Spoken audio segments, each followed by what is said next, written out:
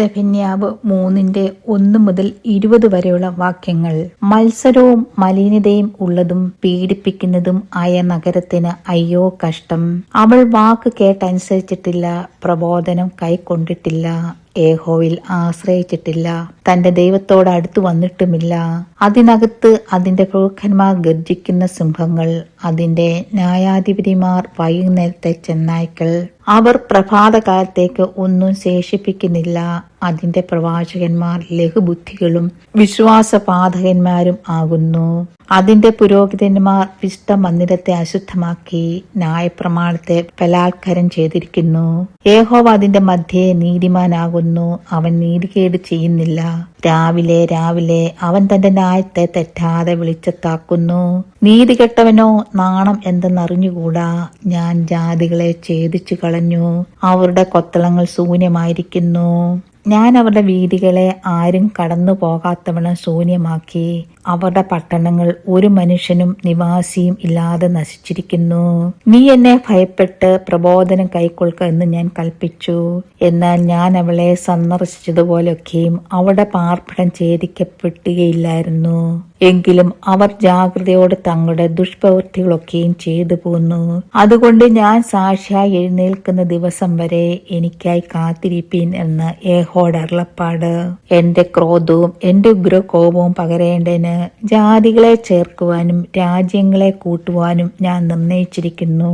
സർവ്വഭൂമിയും എന്റെ തീക്ഷ്ണാഗ്നിക്കിരയായി തീരും. അപ്പോൾ സകല ജാതികളും യഹോവയുടെ നാമത്തെ വിളിച്ചപേക്ഷിച്ച് ഏക മനസ്സോടെ അവനെ സേവിക്കേണ്ടതിന് ഞാൻ അവർക്ക് നിർമ്മലമായുള്ള അധരങ്ങളെ വരുത്തും. കൂസ് നദികളുടെ അക്കരെ നിന്ന് എന്റെ നമസ്കാരികൾ, എന്റെ ചിതറിപ്പോയവരുടെ സഭ തന്നെ എനിക്ക് വഴിപാട് കൊണ്ടുവരും. അന്നാളിൽ ഞാൻ നിന്റെ മധ്യ നിന്ന് നിന്റെ ഗർവോത്സവന്മാരെ നീക്കിക്കളയും. നീ എന്റെ വിശുദ്ധ പർവ്വതത്തിൽ ഇനി ഗർവിക്കാതിരിക്കുകയും ചെയ്യുന്നുകൊണ്ട് നീ എന്നോട് അതിക്രമമായി ചെയ്തിരിക്കുന്ന സകല പ്രവൃത്തികളും നിമിത്തം നീ അന്നാളിൽ ലജ്ജിക്കേണ്ടി വരികയില്ല. ഞാൻ നിന്റെ നടുവിൽ താഴ്മയും ദാരിദ്ര്യവും ഉള്ളൊരു ജനത്തെ ശേഷിപ്പിക്കും. അവർ യഹോവയുടെ നാമത്തിൽ ശരണം പ്രാപിക്കും. ഇസ്രായേൽ ശേഷിപ്പുള്ളവർ നീതികേട് പ്രവർത്തിക്കുകയില്ല, പോഷ്കു പറയുകയുമില്ല. ചതിവുള്ള നാവ് അവരുടെ വായിൽ ഉണ്ടാകുകയില്ല. അവർ മേഞ്ഞു കിടക്കും, ആരും അവരെ ഭയപ്പെടുത്തുകയുമില്ല. സിയോൻ പുത്രിയെ ഘോഷിച്ചാനന്ദിക്ക, ഇസ്രായേലെ ആർപ്പിടുക. യെരൂശലേം പുത്രിയെ പൂർണ്ണഹൃദയത്തോട് സന്തോഷിച്ചുല്ലസിക്ക. യഹോവ നിന്റെ ന്യായവിധികളെ മാറ്റി നിന്റെ ശത്രുവിനെ നീക്കിക്കളഞ്ഞിരിക്കുന്നു. ഇസ്രായേലിന്റെ രാജാവായ യഹോവ നിന്റെ മധ്യേ ഇരിക്കുന്നു. ഇനി നീ അനർത്ഥം കാണുകയില്ല. അന്നാളിൽ അവർ യെരൂശലേമിനോട് ഭയപ്പെടരുതെന്നും സിയോനോട് അധൈര്യപ്പെടരുതെന്നും പറയും. നിന്റെ ദൈവമായ യഹോവ രക്ഷിക്കുന്ന വീരനായ നിന്റെ മധ്യേ ഇരിക്കുന്നു.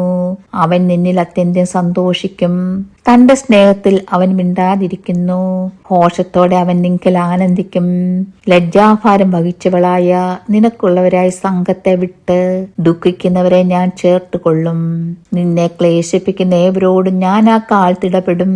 മുടന്തി നടക്കുന്നതിനെ ഞാൻ രക്ഷിക്കുകയും ചിതറിപ്പോയനെ ശേഖരിക്കുകയും സർവ്വഭൂമിയിൽ ലജ്ജ നേരിട്ടവരെ പ്രശംസയും കീർത്തിയുമാക്കി തീർക്കുകയും ചെയ്യും. ആ കാലത്ത് ഞാൻ നിങ്ങളെ വരുത്തുകയും ആ കാലത്ത് ഞാൻ നിങ്ങളെ ശേഖരിക്കുകയും ചെയ്യും.